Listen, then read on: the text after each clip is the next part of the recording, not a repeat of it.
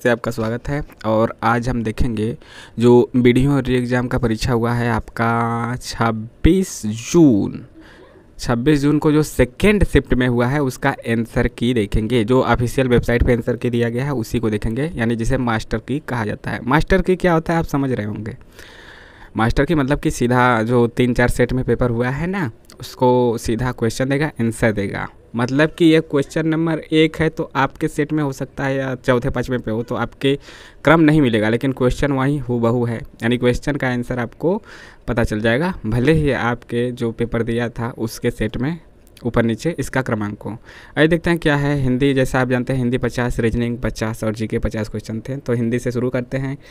हिंदी परीक्षण एवं लेखन योग्यता। अध्यक्ष शब्द में उपसर्ग कौन सा है? तो अधि। निम्नलिखित में से किस विकल्प में सही विलोम युग्म नहीं है? नहीं पूछा है, तो आस्तिक आसक्ति का नास्तिक नहीं होता, बल्कि आस्तिक का नास्तिक होता है।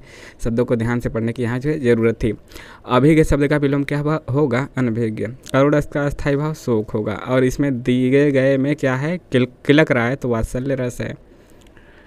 और इसके बाद है शेष, महेश, गणेश, दिनेश, ये सब क्या है? अलंकार है, अनुप्रास अलंकार है। पीपर, पात यानी उपमा है। अज्ञे, अज्ञे जिसे जाना न जा सके, जिसका उपचार या हल ना हो सके, वो असाध्य है।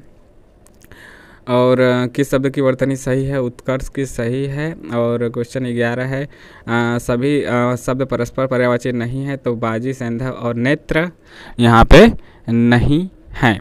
सामने शेर को दहाड़ता देखकर मेरे प्राण सूख गए, यानी बहुत डर जाना। कौशल और चातुर्य का पर्यायवाची कौन सा नहीं है? तो सुरसरिता नहीं है। कौन सा शब्द तत्सम गृहिणी है? तड़ाक शब्द का तद्भव क्या होगा? तालाब होगा। दयालु शब्द में कौन प्रत्यय है? तो आलू है, क्योंकि दया मूल शब्द है। और तद्भव शब्द आपका क्या है? तीर्थ तद्भव है। तीर्थ आपका तत्सम है। यहाँ पे शब्द, सभी शब्द पुल्लिंग कौन है? कौवा, खरगोश और मंडल। कान कतरना मुहावरे का अर्थ क्या है? बहुत अधिक चालाक होना। कौन सा वाक्य अशुद्ध है? तो कितना सुंदर चित्र है यह, तो बिल्कुल ही गलत है यह। 21 का है, शीर्षक को चयन करते हुए अनुच्छेद, तो ये जो शीर्षक आपका पैराग्राफ दिया था हिंदी का परिच्छेद जो गद्यांश दिया था उसमें से पूछा है, तो इसका 21 का है शीर्षक को चयन।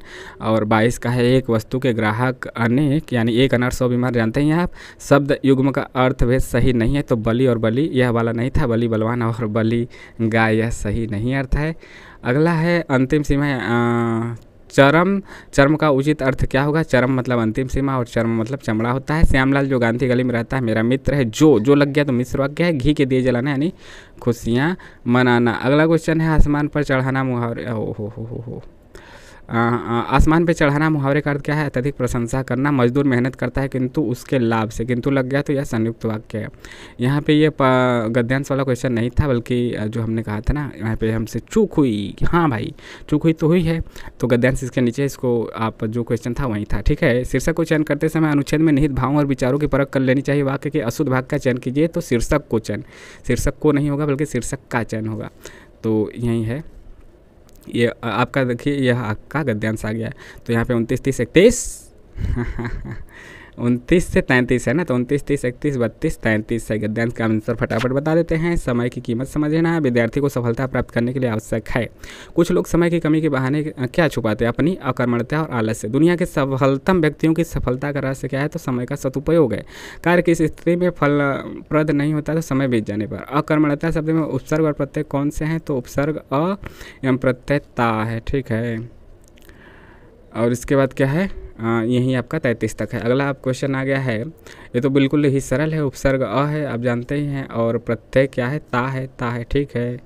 34 से कौन सा समूह सही नहीं है? तो यही है, मूर्धन्य नहीं है, बल्कि यह तालु होता है। ठीक है ना। एक औपचारिक पत्र में समाप्ति के पूर्व हस्ताक्षर और नाम के ऊपर कौन सा कथन उपयुक्त होगा? तो भवदीय होगा। अब कैसे छूटे राम नाम रट लागी, तो यह किसकी पंक्ति है? तो रैदास की है, जिन्हें रविदास भी कहा जाता है।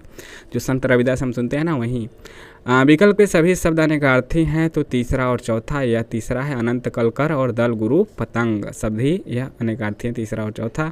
हंस पद को ऐसे दिखाते हैं। संयुक्ताक्षर आप जानते हैं, छ, त्र, ज्ञ और स्र। विकारी शब्द के प्रकार 4 होते हैं। हे री, मैं तो प्रेम दीवानी मेरी दर्द न जाने, यह मीरा का है। भाषा की सबसे छोटी इकाई को वर्ण कहते हैं। किसी के द्वारा कहे गए कथन को मूल रूप से लिखने के लिए कौन सा विराम चिन्ह प्रयुक्त होगा, तो उद्धरण चिन्ह होगा।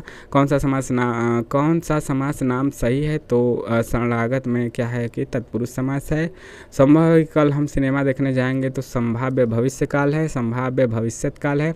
महाओजस्वी का संधि रूप क्या होगा, महोजस्वी। महोजस्वी। मोहिनी ने चिड़ियाघर में पक्षी देखे तो कर्मकारक है।